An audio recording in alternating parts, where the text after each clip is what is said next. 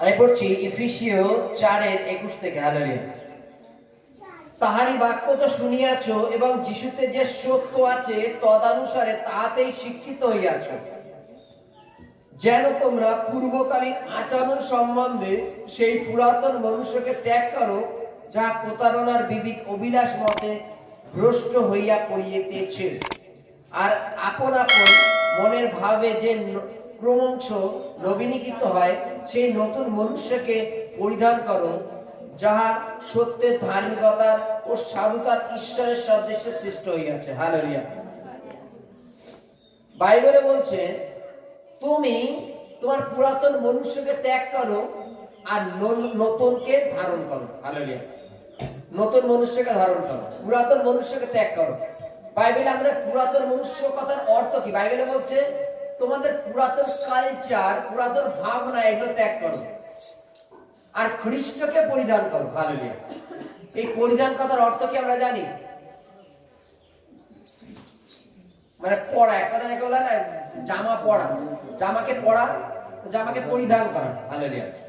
নিজের মধ্যে নিয়ে নেওয়া।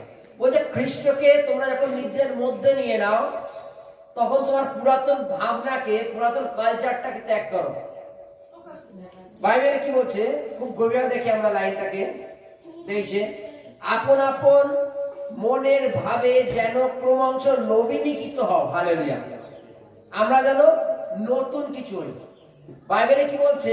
যে আমাদের আচার ব্যবহার পুরাতন ভাবে, পুরাতন আগে যেমন আমরা জগতের ভাবনায় চলতাম, সেই জগতের ভাবনায় যেন না চলে, আমরা যেন প্রভুর দেখানো পথ চলি। যেমন উদাহরণস্বরূপ মনে করো কোনো এক ব্যক্তি যখন সারাদিন কাজকর্ম করে, তার জাগতিক ক্ষেত্রে তার মানে একটা ড্রেস বা জামা একরকম থাকে। সে যখন কাজের থেকে এসে যখন কোথাও যাওয়ার জন্য তৈরি হয়, সে নিজেকে দেখবা ঠিক অন্যভাবে তৈরি করে, তাই তো? মনে করো একটা ভালো ধোয়া জামা প্যান্ট পরলো বা পরিষ্কার জামা প্যান্ট পরলো, সে পরিষ্কার জামা প্যান্ট পরার পরে সে দেখবার নোংরার কাজের মধ্যে আর যায় না, নোংরার দিকে যায় না, যে ওটাকে ময়লা লেগে যাবে, তাই তো নাকি? আজকে বলছে আমরা পুরাতন মনুষ্যকে যখন ত্যাগ করে যখন নতুন মনুষ্য খ্রিস্টকে পরিধান করেছি, তাহলে কি আমরা চাইবো যে আমার নোংরার মধ্যে ডুবে যাই? হালেলুয়া। ঈশ্বর বারবার আমাদের ধৌত করার কথা বলেন, আমাদের পরিষ্কৃত হওয়ার কথা বলেন, পরিষ্কার হওয়ার কথা বলেন। কেন? যেন আমরা স্বর্গরাজ্যের অধিকারী হই। আজকে অনুষ্ঠান গৃহে যাওয়ার আগে আমরা আমাদের সন্তানদের পরিষ্কার করি, হাত পা ধুয়ে জামা প্যান্ট পরি এক জায়গায় আলাদা করে রাখি। নোংরার মধ্যে যাবে না, তাহলে তোকে নেবো না, বলি তো নাকি? যদি আমার নোংরার মধ্যে যাস তোকে নেবো না, কিন্তু আর হাত পা ধুয়ে একদম খাটে পা দাঁড় করিয়ে ভালো ভালো জামা প্যান্ট পরিয়ে তাকে রেডি করে রেখে দিই যে তোকে আমরা নিয়ে যাবো। এবার যদি নোংরা করিস তোকে নেবো না। আজকে ঈশ্বর সদাপ্রভু তার বাক্য দ্বারা আমাদের পরিষ্কৃত করেন, তার বাক্য দ্বারা আমাদের পরিষ্কার করেন, যেন আমরা নোংরার মধ্যে না যাই, পুরাতন মনুষ্যকে যেন ধারণ না করি।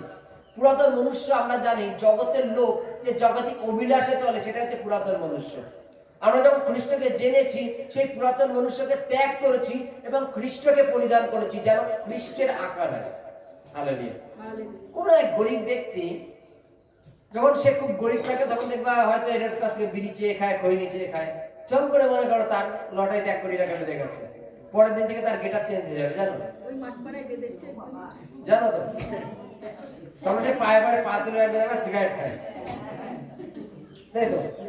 আগে কমা জল খেত, তখন একবার দামি জল খায়, কারণ সে বড় লোক হয়ে গেছে। তার মধ্যে একটা নতুন ভাবনা চলে এসছে।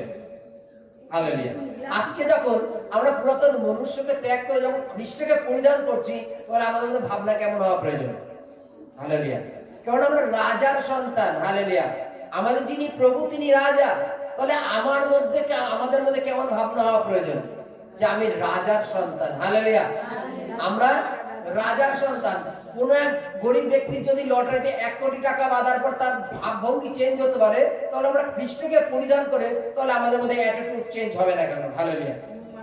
আমাদের মধ্যে নম্রতা, ভদ্রতা, মৃদুতা, খ্রিস্টের পুরো রূপটা আমাদের মধ্যে হওয়া প্রয়োজন, যেন লোককে আমাদের দেখে বুঝতে পারে যে এরা খ্রিস্টের সন্তান। হালেলুয়া।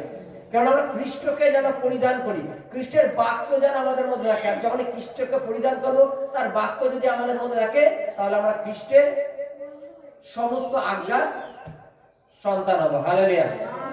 হালেলুয়া।